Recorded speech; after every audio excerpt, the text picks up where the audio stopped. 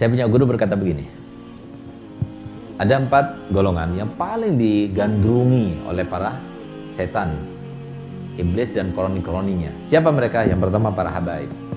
Karena para habaib itu adalah barometer keselamatan di akhir zaman. Sebagaimana Rasulullah bersabda, ahlu baiti masalu ahli baiti kama sali safinatin nuh, man raqib naja wa man lam yarkab gharq wa hawa. Nah, jadi keluargaku ini bagaikan seperti perahunya Nabi Nuh. Yang dia itu naik selamat, yang nggak naik dia akan terjerumus. Nah, karena Nabi SAW menjadikan mereka itu sebagai barometer keselamatan, maka kemudian oleh iblis dijadikan mereka itu tidak sesuai dengan ucapannya Nabi. Apa itu? Bukan semua habaib yang bisa kita jadikan sebagai tauladan, sebagai penyelamat, tapi habaib yang berpegang teguh dengan ajaran kakek moyangnya, yang punya ilmu maksudnya, yang bisa memberikan suri tauladan yang baik kepada mereka, yang umatnya Nabi Muhammad SAW. Nah, itu maksudnya gitu. Nah, sehingga apa? Jarang sekali kita dapatkan para habaib yang mau atau betah di pondok, di majelis taklim dan sebagainya. Nah, tapi kalau ada perubahan, misalnya, itu bagus sekali. Nah, usahakan. Jadi kita itu berusaha untuk ada salah satu zuriat Nabi yang kemudian kita jadikan dia sebagai seorang alim. Nah, itu pahalanya besar dan sangat menggembirakan Nabi Muhammad SAW dengan membiayainya misalnya, ya, dengan mengusahakan kesuksesannya supaya dia itu mendapatkan ilmu sehingga dia menjadi suri tauladan yang baik untuk umat ini. Yang kedua adalah ulama, ya, para santri. Nah, para santri ini termasuk yang paling dimusuhi oleh setan. Kenapa? Para santri itu akan jadi ulama nanti. Sehingga selalu Ustaz katakan kepada kalian para murid-murid dalwa, ya, bahwasanya kalian jumlahnya 12.000 lebih. Ya, tapi di antara 12.000 lebih ini bukan semuanya akan menjadi ulama. Nah, kenapa? Karena setan tidak mau daripada nanti jadi ulama, jadi ngerepotkan. Ya, mending dari awal sudah dihadang. Nah, itu keinginannya para iblis itu gitu loh. Oleh karenanya dari 12.000 hanya sekian yang bisa lulus untuk menjadi mereka para ulama. Dan semoga kalian semuanya, ya, yang di pondok maupun yang di rumah semuanya dijadikan Allah Ta'ala termasuk yang sukses melewati ujian-ujian ini. Apalagi seperti sekarang ini, belum tentu kalian bisa kembali ke pondok. Mungkin karena kalian salah berteman, mungkin karena pengaruh yang sangat kuat daripada lingkungan, akhirnya kalian sudah tidak ada hasrat lagi untuk menjadi ulama. Itu diantara diantara penjerumusan daripada setan-setan untuk menghadang kalian itu menjadi ulama. Nah, semoga kalian itu termasuk istiqomah dan tetap mendapatkan hidayah daripada Allah Ta'ala sampai kalian menjadi ulama. Dan yang ketiga para pejabat. Karena pejabat memegang sebuah keputusan.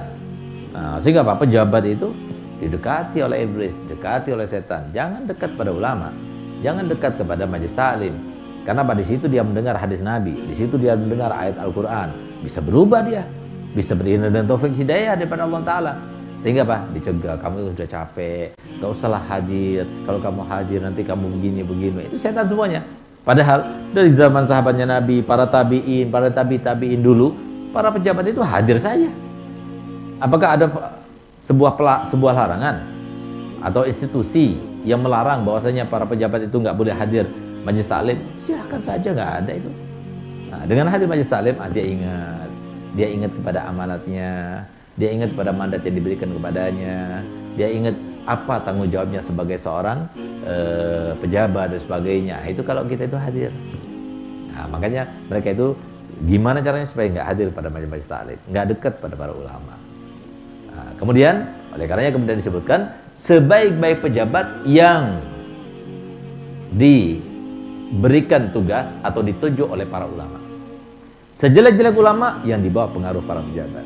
Nah, oleh karenanya jadi para pejabat dekatkan diri kalian kepada para ulama supaya mendapatkan siraman rohani, mendapatkan teguran, mendapatkan ancaman, mendapatkan sebuah nasihat-nasihat agama sehingga mereka itu lebih kuat keimanan dan ketakwaannya karena mereka itu selalu bersama setan. Nah, gitu.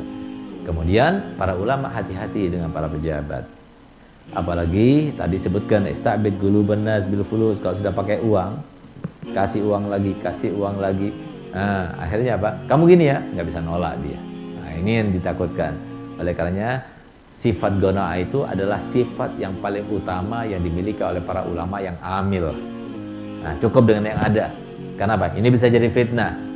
Nah, siapa sih nggak senang dengan uang? Kalau dikasih uang, nah, tapi hati-hati, jangan ada buntutnya.